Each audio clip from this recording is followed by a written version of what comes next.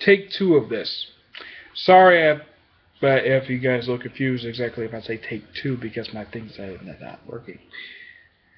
This is episode 20 of Nick Lange's Comic Corner. Classic, that's not classes, I'll tell you a review. Where in this episode I talk about Crime and the Punisher. Well, Spider-Man Crime and the Punisher, where Punisher is appearing in the book. But it's mostly not about him. Pretty much. And it's written by Mark Gurnham. He wrote just one story. Most of it was written by Joe Kelly. And Zeb Wells writes the Punisher story. Now, issues: Amazing Spider-Man 574 to 577, and the Hammerhead Death of the Wise Guy from Spider-Man Rainy Day X #1. Okay. The first story in this book is simply about Flash Thompson, of when he loses his legs. Let's see if I can get to the story. Yeah, basically it's about Spider-Man's telling flashback, and this is what happens to Flash Thompson.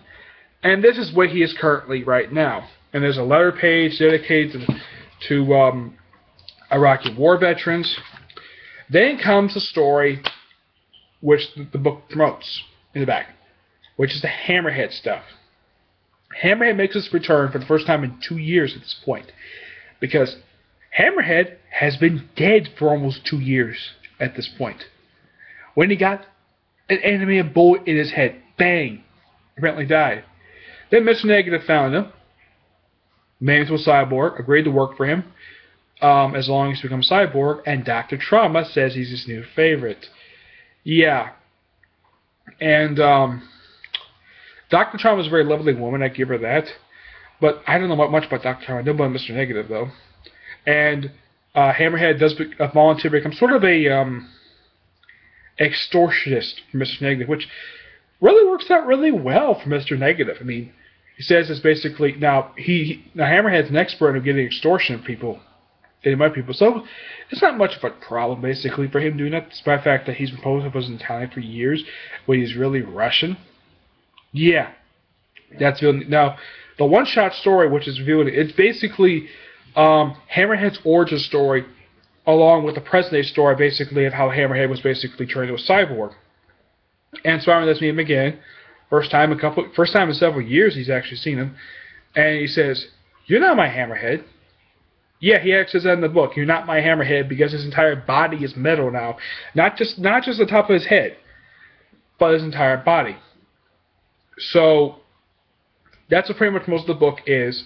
The artwork, I'm not really a fan of the story. The last story was really kind of good, but that's where the Punisher shows up. Now, the Punisher, nothing unusual for him being here. I think the last time he showed up in a Spider-Man comic, I think it's been a while. No, the last time Spider-Man saw the Punisher, which I believe was probably during the superhero Civil War. That was the last time I officially saw the Punisher, which he appeared in Punisher War Journal. It was part of a little tie-in to Civil War. But otherwise, no, he hasn't seen the Punisher since. The Punisher himself is an on and off recurring character in the pages of Spider-Man comics. Him along with Daredevil and the Fantastic Four have appeared on and off pages of Spider-Man over the years. Punisher, I'm not that surprised because he made his debut in this comic, and he's been a popular character ever since. And the way he's drawn the cover of the book, yeah, that's how he's drawn the book. Ridiculous long sideburns for no apparent reason. He smiles, and his outfit's a little bit strange, but I've heard he actually is no longer wearing this outfit. He's worn this outfit for years, and now he's wearing a t-shirt, trench coat, and pants. Yeah, that's his current outfit. Pretty much he's dressing like the 2004 Punisher right now. Yes. Now, basically, this is a really good story. Now, as my point about Brand New Day I made take one of this.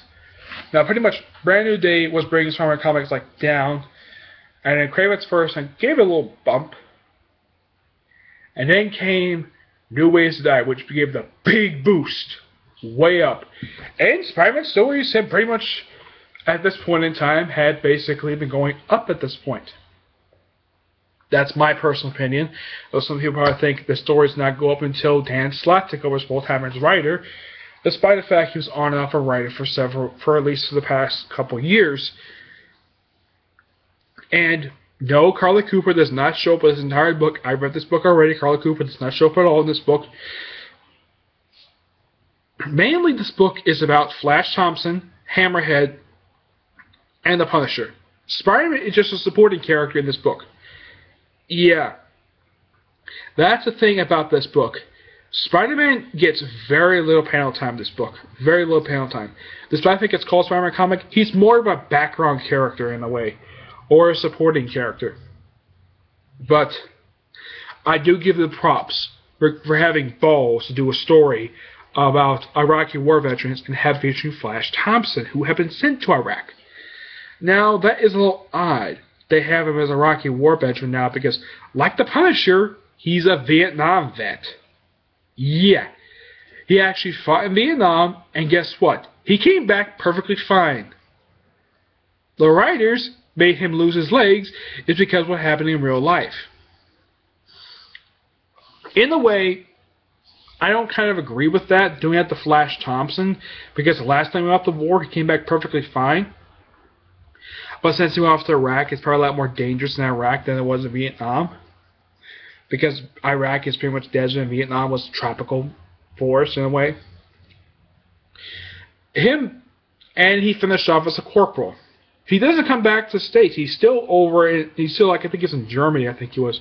He's not officially even sent back to the States yet at this point, and that's the only time he appears in the book. This whole thing. Pretty much, I give this book a 5 out of 5. Number 1 for the Iraqi war story. Number 2 for telling a very good story dealing with Hammerhead, and an okay story featuring the Punisher. If you're a Punisher fan, you probably would pick up this book. But you have to pretty much read almost like very end to find a Punisher story. If you're fans of Hammerhead, you definitely pick this book up. If you're a Spider-Man fan, you probably would pick this book up, but Spider-Man is not in this book that much. It focuses on characters who are in the Spider-Man books in a way. You got Flash Thompson, a long-time supporting character of the Spider-Man comics. Got a story dedicated to him. You have the Hammerhead stuff. And the Punisher.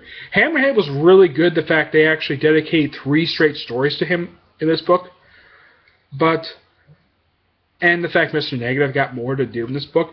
I mean, Mr. Negative has appeared somewhat on and off since the start of Brand New Day. Yeah, but I think it was after this book or another one that he dropped off, in a way. Where he stopped appearing in Spider-Man comics for a while. And then he showed up during the Gauntlet. And he even had his own miniseries in Dark Reign, which was a 3-issue miniseries, by the way. Yeah. All in all, good book. Well, that concludes episode 16. So, see you all in episode 17, where I review this one. Oh, in case somebody wondered when I upload my next DVD review, when I get a chance to watch Friday the 13th Part 2, I will do that. Okay? Bye.